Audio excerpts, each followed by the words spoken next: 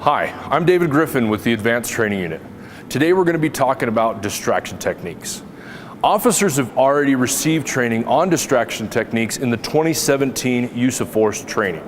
The purpose of this section is to reinforce and reiterate that a distraction technique is a use of force by covering the following standard operating procedures. Hi, Officer David Griffin here with the Advanced Training Unit, here to talk to you about distraction techniques. The purpose of this section is to reiterate and reinforce the fact that the use of a distraction technique is in fact a use of force. Distraction techniques are defined in SOP section 2-55-2-F as in Frank, which is an empty hand technique used by an officer utilizing a reduced level of power with the specific intent to separate the attacker's mind from their body and break their focus.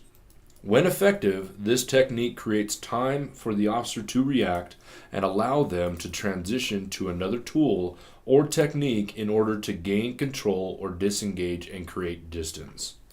Remember that a distraction technique is a use of force, as it involves the use of a strike, or a pressure point, or a pinch.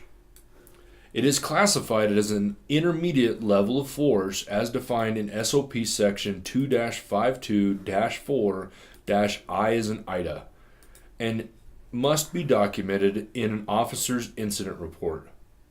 It's critical that officers are specific in their reports as to why and how they utilized a distraction technique.